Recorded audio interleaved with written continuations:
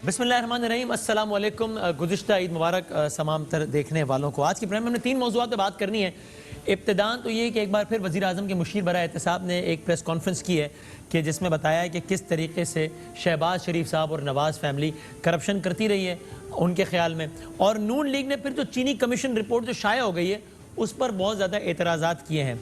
नून league के एतराज़ात जायज़ हैं या हुकूमत के इल्ज़ामात दुरुस्त हैं, और ये नून लीग के इरादे क्या आगे? पाकिस्तान मुस्लिम लीग नून के सेक्रेटरी जनरल एहसन इकबाल साहब हमारे साथ मौजूद होंगे। दूसरे सेगमेंट में सिंध में बड़ी कन्फ्यूजन है। क्या एक तरफ अफवाहें कि जनाब दोबारा कर्फ्यू लग सकता है, दोबारा लॉकडाउन हो सकता है, अस्पतालों ने जो है वो मरीज लिकार कर दिया है, लोग डर रहे हैं कि जनाब अगर हम अस्पताल ये सोच कर नहीं जा रहे लोग कि कोरोना हो गया तो अस्पताल वाले पकड़ लेंगे, या फिर लोग ये भी कह रहे हैं कि कोई भी पेशेंट कोई भी शिकायत लेके जाता है अस्पताल वाले कोरोना का समझ के अंदर कर देते हैं। ये हकीकत क्या है? सिंध हुकूमत के नुमाइंदे जनाब मुर्तज़ा वहाब साहब हमारे साथ होंगे दूसरे सेगमेंट में। और प्रोग्राम के तीसरे और आखिरी हिस्से में हम बात करेंगे पाकिस्तान में और दुनिया भर में होने वाले फ़ज़ाई हादसात के हवाले से। एक बहुत दिलचस्प और हैरत अंगेज़ कुछ हक़ाइक़ हैं, वो आपकी खिदमत में पेश करेंगे। पाकिस्तान मुस्लिम लीग नून के सेक्रेटरी जनरल जनाब एहसन इकबाल साहब हमारे साथ मौजूद हैं। अस्सलाम इकबाल साहब। जी वालेकुम अस्सलाम। बहुत शुक्रिया वक्त देने का एहसन इकबाल साहब। अच्छा, अब ये हम देख रहे हैं कि मुसलसल आप लोग इस बात पर तनकीद कर रहे हैं कि बल्कि पहले चलें, मैं उस पर भी बाद में आता हूँ। पहले इसका जवाब दे दीजिए कि इस गवर्नमेंट ने अगर कुछ अरब की सब्सिडी दी है, 3 अरब की, 4 अरब की, तो उस पर इतना ज़्यादा हंगामा है, जबकि आपके दौर हुकूमत में तकरीबन 26 अरब की सब्सिडी दी जाती है, जिसमें से 20 अरब खुद शाहिद खाकान अब्बासी साहब देते हैं। तो इसके डिफेंस में आपके पास कहने को बस यही है कि भाई हम सब्सिडी देने के खिलाफ नहीं है।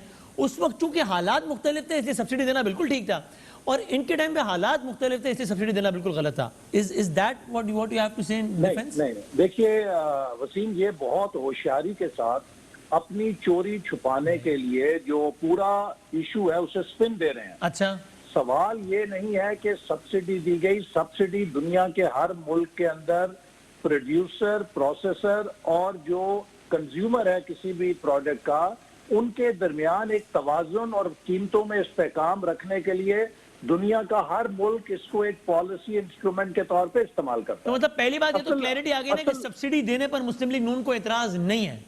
नहीं, मैं आपको अर्ज करता हूँ, नहीं मैं आपसे अर्ज करता हूँ। देखिए, हमारे 5 सालों में चीनी की कीमत 52-53 रुपए मुस्तहकम रही। 5 साल चीनी की कीमत 52-53 रुपए फी किलो इस्तेकाम के साथ रही। ये ऐसा नहीं बात है, इसमें अप्स एंड डाउन्स आते रहे। मेरे सामने पूरा ग्राफ है जो कि स्टेट बैंक ऑफ पाकिस्तान का है, कंज्यूमर प्राइस इंडेक्स का, 2015 से 18 तक देख भी अगर सकें तो 2015 पे 53 रुपए से अगर शुरू होती है तो 2018 से कुछ पहले ये 65 रुपए तक भी गई है और फिर दोबारा नीचे आई है। तो एक ग्राफ ये ऊपर नीचे होता रहा है। हुकूमत खत्म हुई, हमारी जब हुकूमत खत्म हुई तो 53 रुपए किलो के ऊपर हम छोड़ के गए। लेकिन सर सही 2018 के शुरू में कीमत नहीं होगी ना, पूरे 5 साल का जायजा लेंगे तो अंदाजा होगा ना कीमत ऊपर नीचे कितना हुई। लिहाजा हमारे 5 सालों में बिजली इसकी जो कीमत है चीनी की, वो एक 52-53 रुपए औसत के साथ रही। सवाल यह है कि इनके दौर में जो 90 रुपए की स्पाइक आई, 90 रुपए किलो गई, उसके ऊपर ये सारा झगड़ा खड़ा हुआ। अच्छा, फिर वसीम जो दूसरी बात इंपॉर्टेंट है जी, पाकिस्तान में सब्सिडी हमेशा उस वक्त दी गई है कि जब हमारे मुल्क के अंदर चीनी फालतू थी, हमारी जरूरत से ज्यादा फालतू थी। अब या तो आप उसे दरिया में या नदी में बहा देते, जाय कर देते, या चूंकि बैनुल अक़वामी मंडी में उसकी कीमत कम थी, आप प्रोड्यूसर को सब्सिडी देके एक्सपोर्ट करते हैं, उससे ज़र मुबादला कमाते हैं। ये जो हुकूमत का कारनामा है, ये पाकिस्तान में पहली दफा हुआ है कि मुल्क के अंदर चीनी की कमी है। मुल्क में चीनी जो है वो मांग से, हमारी जरूरत से कम है, और इन्होंने उसे एक्सपोर्ट की इजाजत दे दी। और फिर 40% डिवैल्यूएशन होने के नतीजे में एक्सपोर्टर को इतना बड़ा बोनस मिला हुआ था, उसके ऊपर इन्होंने मजीद 3.5 अरब रुपए के करीब सब्सिडी दे दी एक्सपोर्टर्स को। तो ये जो एक डाका डला है, ये बात बड़ी लॉजिकल बात है। लेकिन ऐसा इकबाल साहब, ये एक प्रोसीजरल फ्लॉ हो सकता है ना, ये एक फाश गलती भी हो सकती है ना, क्योंकि आप लोग बार बार यही कहते आए हैं, जब नैब आप लोगों को करप्शन में पकड़ता है तो आप लोग ये कहते हैं भाई हमने 5 साल हुकूमत की है, जब हम फैसले करेंगे तो सही फैसले भी करेंगे, गलत फैसले भी करेंगे। हर प्रोसीजरल फ्लॉ को करप्शन से इक्वेट कर देना ये तो ज्यादती है। लेकिन अभी आप लोग यही कह रहे हैं कि चीनी की कीमत इतनी बढ़ गई, इसका मतलब किसी ने पैसे बनाए। अगर आपको ये बताया जाए और आपको ये मालूम हो कि मुल्क के अंदर चीनी की कमी है, मुल्क के अंदर जो चीनी की मिकदार है वो हमारी जरूरत से कम है और इसके बावजूद आप उसे एक्सपोर्ट करने की इजाजत दे दें, तो ये प्रोसीजरल फ्लॉ नहीं है, ये बदतरीन बददियानती है और ये करप्शन है। और उसके ऊपर जब आपको ये भी पता है कि आपने 40% करेंसी को डिवैल्यू किया है, जिससे एक्सपोर्टर को बहुत सरप्लस मिल गया है, इसके ऑन टॉप आप सब्सिडी भी देना चाहते हैं कि आप एक रोटी उन्हें दे रहे हैं वो भी भिगो के घी के साथ और पूरा तड़का लगा के कि उनको कोई और लोड करना है हमने, तो ये प्रोसीजरल फ्लॉज नहीं है। ये करप्शन में आपके ख्याल में किसने पैसे बनाए? क्योंकि आपके आर्गुमेंट के मुताबिक ऐसे में जहांगीर तरीन तो फिर आपके आर्गुमेंट के मुताबिक बिल्कुल बेगुनाह है ना, इसलिए कि उन्होंने तो हुकूमत वक्त ने एक फैसिलिटी दी थी, उससे फायदा उठाया। तो अब आप जहांगीर तरीन पर तो इल्जाम नहीं लगाएंगे ना कि इमरान खान का एटीएम पैसे बनाता है, करप्शन करता है, उसने तो कोई गलत नहीं किया। हमारा मौकफ यह है कि इस पूरे कजिए के असल मुजरिम और असल जिम्मेदार वजीर आजम है और वजीर आला पंजाब है। और ये जो इमरान साहब मगरबी जमहूरियत का हमें दर्स दिया करते थे कंटेनर से खड़े होके, कभी बताते थे कि हॉलैंड में क्या हो जाता है, कभी कहते थे डेनमार्क में कोई स्कैंडल आ जाए तो क्या हो जाता है, कभी बरतानिया की जमहूरियत का दर्स देते थे। अगर इसके आधे क्या 10वें हिस्से का स्कैंडल मगरबी जमहूरियत में होता तो वजीर आजम अब तक मुस्ताफी हो चुका होता। सवाल यह है कि ये नहायत ढिठाई के साथ न सिर्फ उस चोरी पर पर्दा डाल रहे हैं बल्कि लोगों को कंफ्यूज करने की कोशिश कर रहे हैं। मैं फिर दोहराऊंगा कि सब्सिडी अगर आपके मुल्क के अंदर चीनी ज्यादा है और वो आपकी जरूरत से बहुत ज्यादा है, या आप उसे तल्फ करेंगे या आप उसको एक्सपोर्ट करके ज़र मुबादला कमा सकते हैं, उसके लिए सब्सिडी दी जाती है। तो ये एक स्टैंडर्ड प्रैक्टिस पाकिस्तान में नहीं पूरी दुनिया के अंदर है। ठीक है, अच्छा अब जरा प्रिसाइज एक इल्जाम सुन लीजिए जो शहजाद अकबर साहब ने लगाया, प्रिसाइज हालात वाकयात के साथ इस दी क्या तरदीद कर दीजिए, ये ऐसे हुआ या नहीं हुआ जैसे शहजाद अकबर बता रहे हैं? बताऊंगा कि अगर मुल्क के अंदर चीनी फाजल दस्तयाब है, सरप्लस है, तो या आप उसको तल्फ कर सकते हैं या आप उसको एक्सपोर्ट कर सकते हैं। अगर उस दौर में चीनी का ज्यादा जखीरा था, उसे एक्सपोर्ट करने के लिए सब्सिडी दी गई। दूसरा बेंचमार्क यह है कि क्या कंज्यूमर को उसकी कीमत अदा करनी पड़ी। कंज्यूमर ने तो 52-53 रुपए किलो चीनी खरीदी, मार्केट के अंदर तो कोई वॉलेटिलिटी नहीं आई, मार्केट के अंदर प्राइसेस में इस्तेहकाम रहा। हम तो ये सवाल कर रहे हैं कि जनाब जब मुल्क के अंदर चीनी की कमी थी, आप 40% डिवैल्यूएशन कर चुके थे, ये कौन सी अफलातूनियत है, ये कौन सी दानिशवरी है कि आपने उसकी एक्सपोर्ट की इजाजत दी और उसके ऊपर आपने डिवैल्यूएशन के ऊपर मजीद एक्सपोर्ट सब्सिडी के नाम पे उनकी जेबें भर दी और कंज्यूमर को 90 रुपए किलो चीनी खरीदने पे मजबूर किया। इसका जवाब आना चाहिए, बिल्कुल ठीक है। लेकिन ये बताइए, जिन मगरबी ममालिक की और जमहूरियतों की आपने एग्जाम्पल दी है, अगर वहां पर यह होता कि एक साहब वजीर आजम होते, उनके भाई के बच्चों की शुगर मिल्स होती और फिर शुगर चूंकि मुल्क में कसरत से पैदा हो चुकी होती, तो उनके ही भाई के एक बच्चे उनके ही लगाए हुए वजीर आजम के पास जाते और उसके बाद सब्सिडी दे दी जाती सबको, जिनसे वो उनके भाई के बच्चों की शुगर मिलें भी फैजियाब हो जाती। तो उन मगरबी ममालिक में सिस्टम ऐसे ही चलता रहता या कन्फ्लिक्ट ऑफ इंटरेस्ट की डिबेट सर उठाती कि यार ये क्या बात हुई, एक साहब वजीर आजम में सब्सिडी दे रहे हैं, उनके भाई के बच्चों की शुगर मिले, उनको भी मुस्तफीद हो रहा है। एप्पल्स और ऑरेंजेस को कंपेयर ना कीजिए। पिछले 2 सालों के अंदर जो डाका डाला गया एक्सपोर्ट के नाम पर, इसमें कोई शरीफ फैमिली की शुगर मिल ने एक्सपोर्ट नहीं किया। ये सब की सब पीटीआई के हुकूमत के जो लोग हैं उन सब की फैक्ट्रीज ने एक्सपोर्ट किया। और हमारे हुकूमत के दौरान जो भी शुगर इंडस्ट्री को सब्सिडी दी गई वो शरीफ फैमिली की फैक्ट्रीज को नहीं दी गई, वो तमाम शुगर फैक्ट्रीज को दी गई जिनके पास सरप्लस थी। और मैं फिर कहूंगा कि अगर आपके पास मुल्क में फाजल चीनी मौजूद है, खान साहब के दौर में भी जो सब्सिडी दी गई है वो टारगेटेड तो नहीं है ना, आप उस पे एक्सपोर्ट के जरिए ज़र मुबादला कमा सकते हैं। लेकिन अगर आपने सब्सिडी दी, क्या उस सब्सिडी का बोझ एक आम आदमी के ऊपर पड़ा? आम आदमी तो 52-53 रुपए किलो चीनी खरीदता रहा। इसका मतलब वो इंटरवेंशन ठीक थी जिसने मार्केट मैकेनिज्म को डिस्टर्ब नहीं किया। इन्होंने जो इंटरवेंशन की उसने मार्केट मैकेनिज्म के तहस नहस करके चीनी को तकरीबन दुगना कर दिया और 50-52 से वो 90 रुपए पे चली गई और 300 अरब रुपए मुनाफाखोरी की है इस हुकूमत के मंजूर नजर मिल मालकान ने। हम तो उसका हिसाब मांग रहे हैं, ये कंफ्यूज करके ले जाते हैं जी सब्सिडी उस दौर में दी गई। भाई सब्सिडी देना और मुनाफाखोरी करना जबकि मुल्क के अंदर चीनी की कमी थी, ये दो अलग चीजें हैं। हम चले, इस अब बात अगर पर आपकी इस पर हिसाब मांग तशफ़ी रहे फिर हैं नहीं हो कि रही तो ऐसा चीनी इकबाल की साहब मेरा कीमत बदलता हूँ का 52 रास्ता इख्तियार रुपए कर लें, से क्योंकि 90 आप रुपए कंफर्म कैसे हैं, आपको यकीन देखिए, है कि ये प्रोसीजरल फ्लॉ नहीं है बल्कि करप्शन है जिससे पैसे बनाए वजीर आजम पाकिस्तान ने। हालांकि ये आर्गुमेंट जब आपके सवाल मुखालफिन बड़ा देते हैं कि वन भाई वजीर पॉइंट आजम पाकिस्तान ने सवाल है। पैसे बनाए तो उस वक्त कैसे बनाए थे, कब बनाए थे हमें नहीं पता, लेकिन बनाए थे। तो आप लोग यही कहते हैं भाई बताओ ना कौन सा किकबैक, कौन सा कमीशन, सिर्फ हालात वाकयात देख के इल्जाम लगा दिया, तो आपको मंतिक उस वक्त देखिए, ठीक नहीं हम लगती। तो ये कह रहे हैं कि इस मुल्क में 5 साल से चीनी की कीमत 52-53 रुपए थी। यक अगर वो 65 रुपए 90 तक भी गई रुपए है। पर गई है तो किसी ने तो डाका डाला है। और वो किसने डाका डाला है? ये इंक्वायरी यहां से शुरू हुई थी कि 90 रुपए चीनी की कीमत क्यों गई है। ये उसका जवाब नहीं दे रहे कि 90 रुपए क्यों गई है, उसका कौन जिम्मेदार है।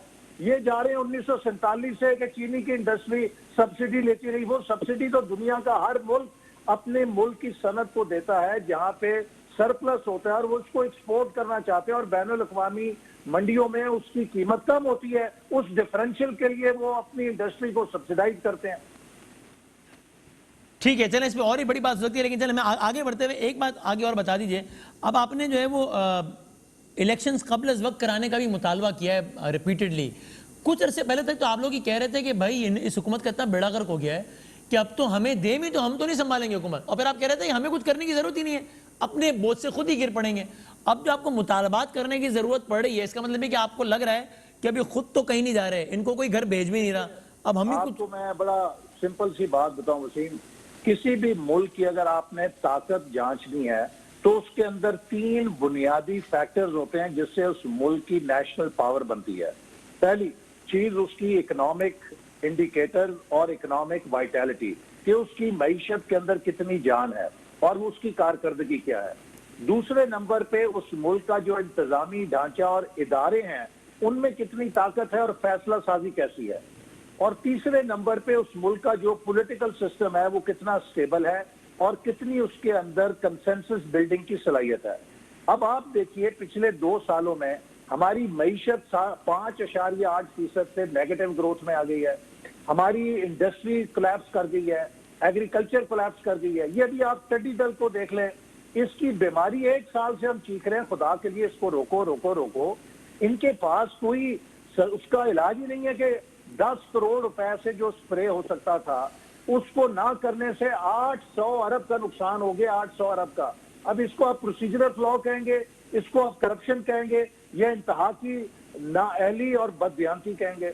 इसी तरह अगर आप देखिए इंतजामी सतह पे मुल्क के अंदर किसी दफ्तर में जो इन्होंने नैब गर्दी कर दी है, कोई अफसर 1 रुपए के फैसले पे दस्तखत करने के लिए तैयार नहीं। मुल्क इंतजामी तौर पे मफलूज हो गया है। दिन ब दिन ये सियासी दर्जे हरारत बढ़ा रहे हैं। हम जितने फ्रेगमेंटेड पोलराइज्ड आज हैं कभी नहीं थे।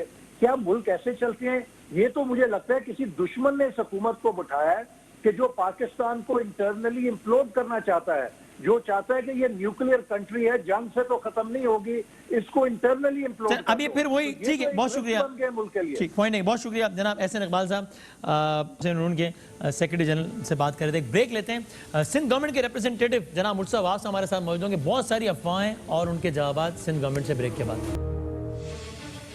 खुश आमदेद कहते हैं आपको। मुर्तज़ा वहाब साहब सिंध गवर्नमेंट के स्पोक्स पर्सन हमारे साथ मौजूद हैं। बहुत शुक्रिया मुर्तज़ा वहाब साहब। बहुत सारी अफवाहें भी हैं, उनकी भी ज़रा क्लैरिफिकेशन लेनी है आपसे, तो क्विकली बहुत सारे सवाल। पहले तो बता दें, आप कैटेगोरिकली आप डिनाई करते हैं वो सारी र्यूमर्स जो अभी भी चल रही हैं कि जनाब किसी भी वक्त सिंध गवर्नमेंट कर्फ्यू का ऐलान कर सकती है, दोबारा लॉकडाउन का ऐलान हो सकता है 1-2 दिनों में?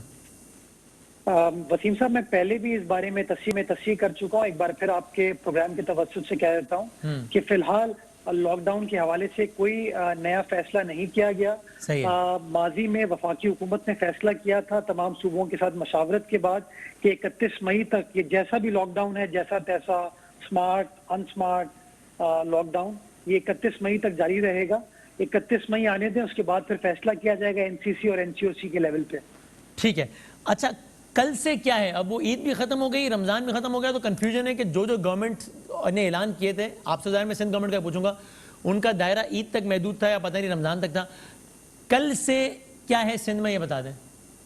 जी, अगेन मैंने आपको बताया कि 31 मई तक चूंकि लॉकडाउन में जो एक्सटेंशन की गई थी और उस एक्सटेंशन में वो तमाम एसओपीज का जिक्र था, टाइमिंग्स का जिक्र था, तो वो तमाम चीजें 31 मई तक कंटिन्यू की जाएंगी। यानी इसमें कोई ऐसी चीज नहीं है जो रमजान या ईद स्पेसिफिक थी, जो आपने पिछले दिनों में कुछ ऐलानात किए हैं?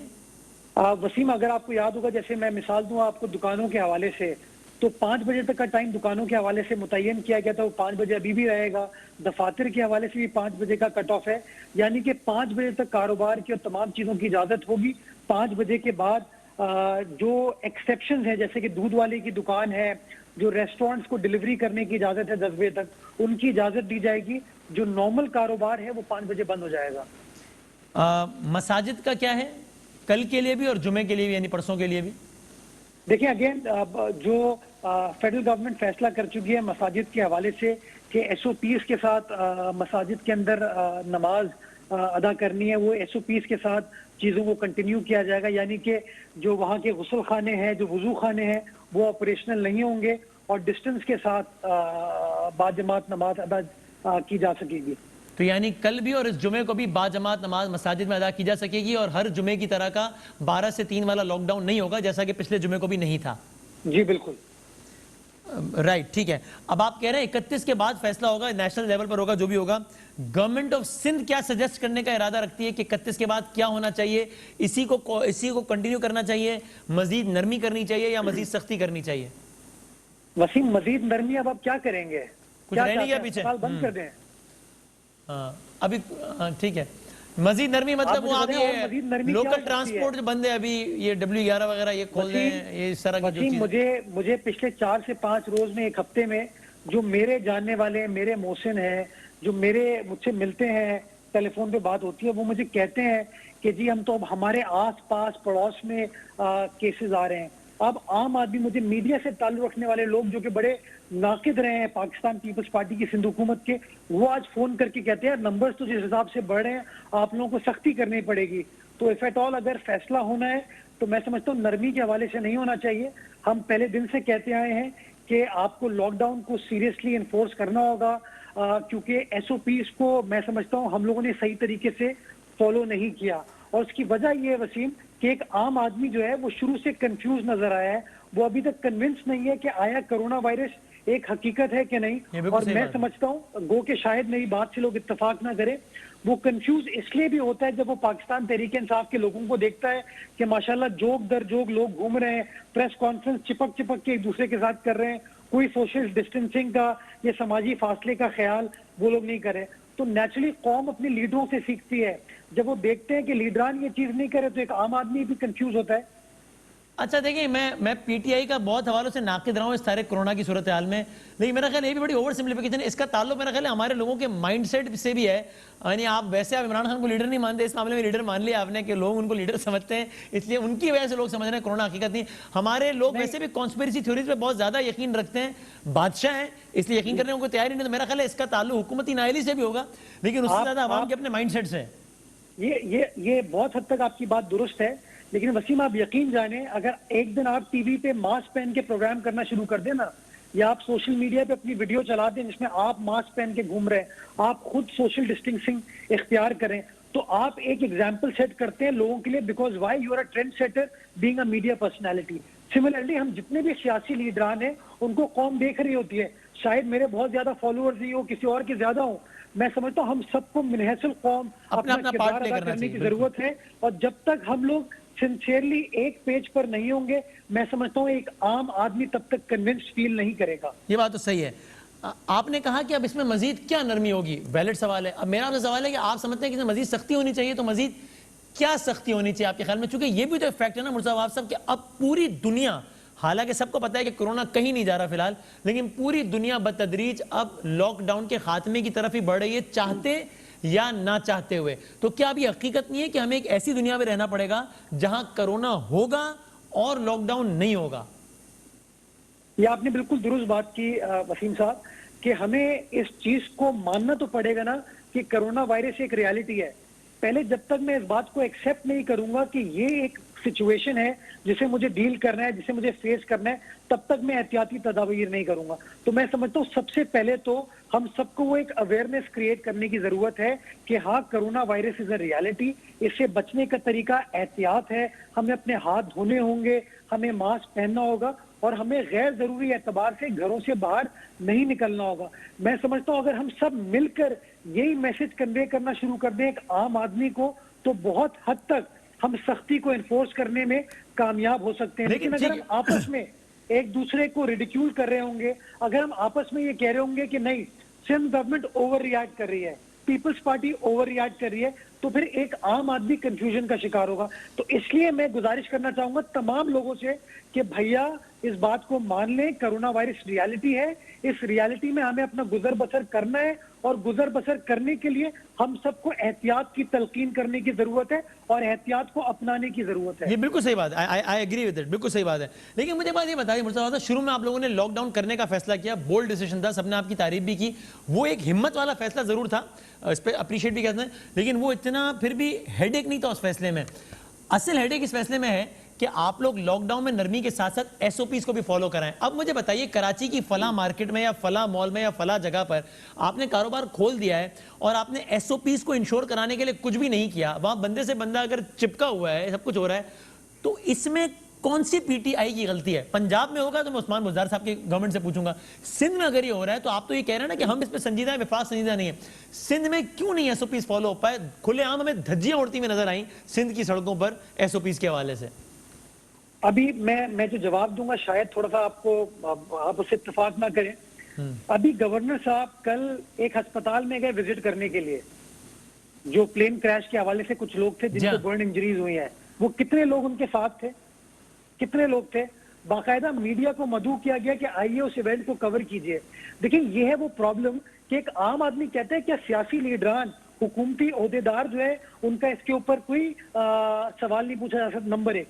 नंबर दो, कराची की इलेक्ट्रॉनिक मार्केट में बंदे से बंदा क्यों चिपका हुआ है, इसका जवाब ये तो नहीं था ना कि गवर्नर सिंध पहुंच गए लोग लेके। गलत क्या अगर उन्होंने किया? मैं आ रहा हूं, जवाब पे आ रहा हूं। देखिए सबसे इंपॉर्टेंट चीज क्या है वसीम साहब, कि मैं जब तक किसी के ऊपर सजा नहीं दे सकता, मैं समझता हूं मैं उसके ऊपर कानून की पासदारी नहीं करा सकता।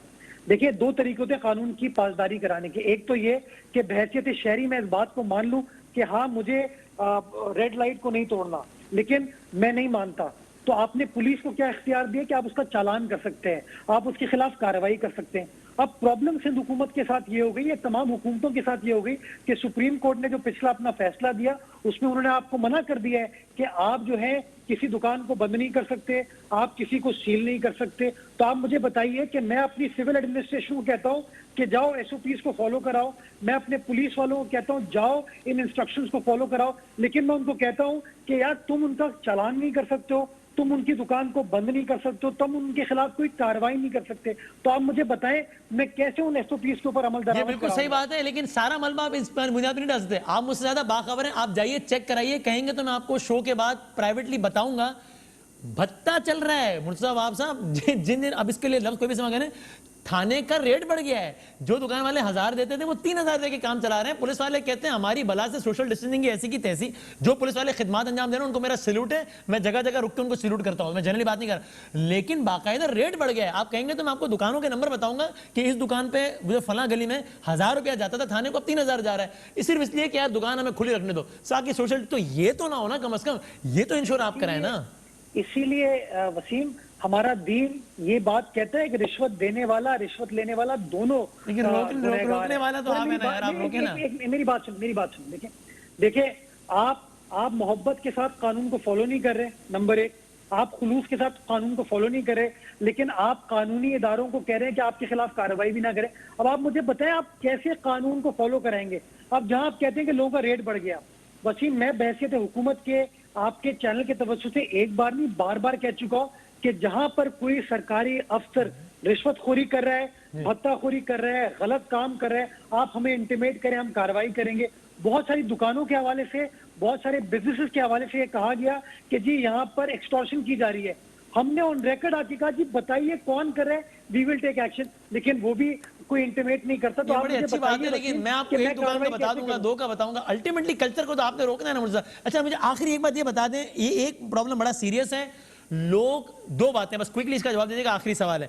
एक तो ये कि लोग ये डरे हुए हैं कि भाई तबीयत खराब भी है तो अस्पताल नहीं जाओ, इसलिए कि अगर कोरोना का शक भी हो गया तो पकड़ लेंगे अस्पताल वाले या गवर्नमेंट वाले, नंबर एक।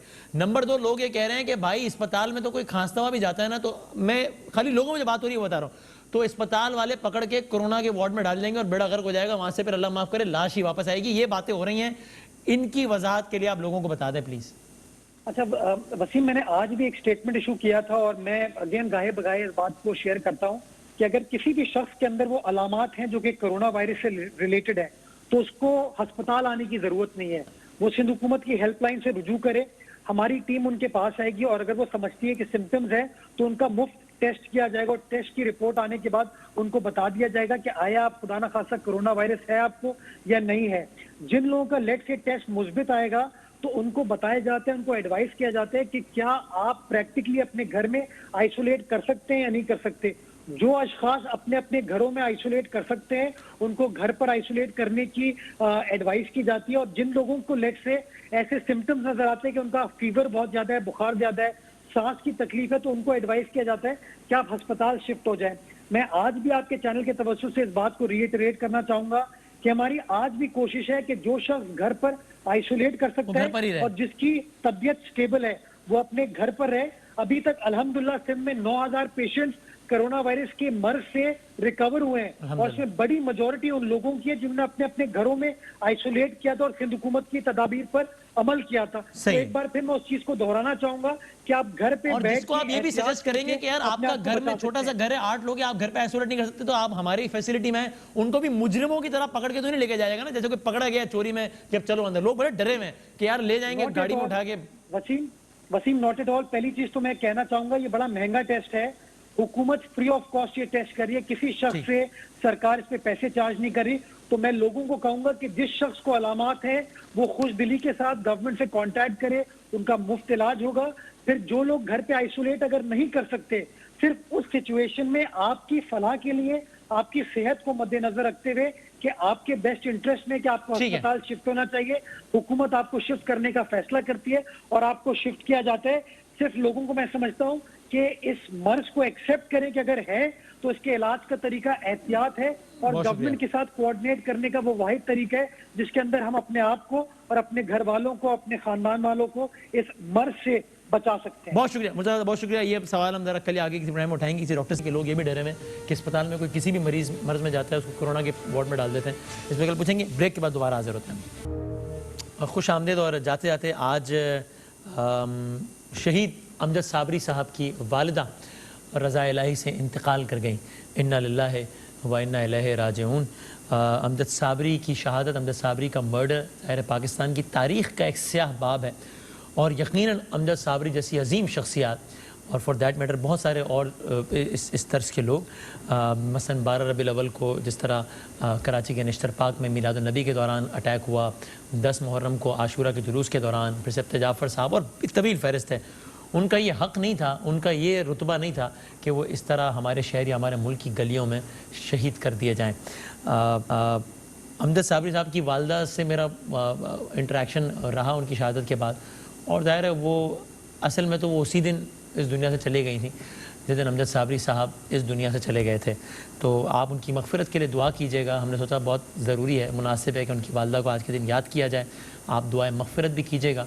और आप देखिए अमजद साबरी साहब की शहादत के कुछ दिनों बाद, 5 साल पहले, चूँकि 2016 में अमजद साबरी साहब का वाक़या पेश आया था, रमज़ान का महीना था, उनकी वालदा ने अमजद साबरी साहब का और उनकी शहादत का वाक़या किन अल्फाज में बयान किया था।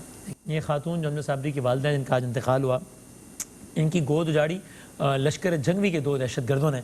और इस हवाले से राजा उमर ख़त्ताब साहब जो कि सीनियर ऑफिसर हैं पुलिस के, उन्होंने हमें इसी प्रोग्राम में ये डिटेल्स बताई थी अमजद साबरी साहब के मर्डर के हवाले से। क्या कहा था देखिएगा। इन मुल्ज़मान के खिलाफ जो एविडेंसेस इस मुल्क के कानून के मुताबिक मैक्सिमम होती है, जिसमें शनाख्त रेट है, जिसमें फोरेंसिक जो एविडेंस और उसकी जो मैचिंग है वो पॉजिटिव है हमारे पास, और उससे बड़ी बात यह है कि जो मुल्ज़मान हैं उनका अपना इकबाली बयान है मजिस्ट्रेट के सामने 164, जिसमें उन्होंने इस कत्ल का एतराफ़ भी किया है। देखिए, इकबाली बयान जो होता है ना, वो उसमें जो केसेस होते हैं उनका डिस्क्लोज किया जाता है, फिर हर केस की वो डिटेल बताते हैं। तो अमजद साबरी साहब का वही पुरानी वाली बात थी कि उन्होंने कहा कि जी ये क्योंकि मसीह भी पढ़ते थे, नोहे भी पढ़ते थे और ये एक मसलक के बहुत ज़्यादा करीब थे, जिसको हम जो हमारी टारगेट लिस्ट पे होता है, और ये हमारे क्योंकि घर के करीब थे और हमारे हम इनका आते जाते देखते थे, फिर इनका हमें जो था रेकी करनी आसान थी, और इनका जो प्रोफाइल था ऐसा था कि इसके मारने से, इनको शहीद करने से एक बहुत बड़ा जो था ना वो खौफ का आलम पैदा हो सकता था, जिसमें वो कामयाब हुए। इस इंटरव्यू में आगे उमर खताब साहब भी कहते हैं कि मैं आपको नेशनल टेलीविजन में बात को यकीन दिलाता हूँ कि ये ज़रूर जो है वो कैफर किरदार तक पहुँचेंगे। लेकिन अभी हमने रिकन्फर्म भी किया, हमारे प्रोड्यूसर साहब की थोड़ी देर पहले बात हुई तला साबरी साहब से, वो कहते हैं कि सज़ा नहीं हो पाई इन दो लोगों को भी। ये भी बड़ा एक सवालिया निशान है। बहरहाल अल्लाह ताला गरीक़ रहमत करें और मग़फ़िरत करें इनकी वालदा की भी और अमजद साबरी साहब के भी दर्जात को बुलंद करें इंशाअल्लाह। तो जाते जाते आप सब लोगों से फिर वही गुजारिश है कि कोरोना का मामला बहुत ज़्यादा संजीदा है कि जिसकी हम धज्जियाँ उड़ा रहे हैं बाज़ारों में और अपनी महाफिल में, और इसका बिल्कुल ख्याल नहीं रखा जा रहा। अभी जब मैं आपसे बात कर रहा हूँ, दुनिया भर में तकरीबन 6 मिलियन के करीब अफराद हैं, 60 लाख के करीब अफराद हैं पूरी दुनिया में जो कि कोरोना से मुतासर हो चुके हैं। ऑफिशियली 3.5 लाख से ज़ायद अफराद हैं जो कि कोरोना के नतीजे में इस दुनिया से जा चुके हैं। सिर्फ अमेरिका में इन 3.5 लाख में से तकरीबन 1 लाख अफराद हैं, 1,01,470, अब से कुछ लम्हात पहले टू बी प्रिसाइज, लाख अफराद सिर्फ अमेरिका में जहाँ भाग हो चुके हैं। 38,000 अफराद बरतानिया में जहाँ भाग हो चुके हैं, 33,000 अफराद इटली में जहाँ भाग हो चुके हैं, 29,000 अफराद फ्रांस में जहाँ भाग हो चुके हैं, और फिर एक तवील फहरिस्त है। इंटरेस्टिंगली चाइना जहाँ से इसका आगाज़ हुआ था, वहाँ हलाक शुदगान की तादाद कितनी है? 4,700।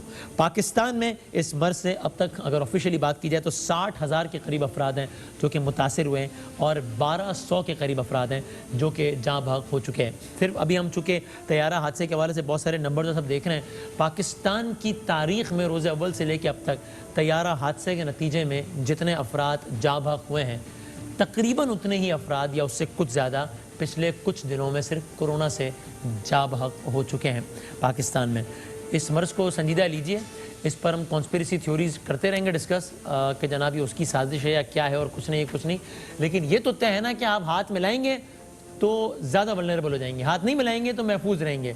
मैं ये समझता भी और मैं उलमाए कराम से भी गुजारिश करूँगा, बात करूँगा, अगर उसको मुनासिब समझा जाए फैसला तो वो करेंगे। तो इस पर बाकायदा शायद उलमाए कराम अगर मुनासिब समझेंगे, हम पूछेंगे उनसे, तो इस पर बाकायदा एक एडवाइज़री या बाकायदा मैं फतवे का लफ्ज़ इस्तेमाल ही करूँगा, लेकिन जारी करें जो भी इसको कह लीजिए कि भाई इन चीज़ों को अपनी शरई पाबंदी समझकर इन एहतियातों को करें, वरना आप अगर मुतासिर होते हैं या आपकी वजह से और मुतासिर होता है तो क्या हम गुनाहगार भी नहीं हैं? ये भी एक सवाल है जहन में। अल्लाह ताला सबको महफूज रखें इंशाअल्लाह। ज़िंदगी रही, सेहत रही तो आप लोगों से कल मुलाकात होगी इंशाअल्लाह। अल्लाह हाफ़िज़।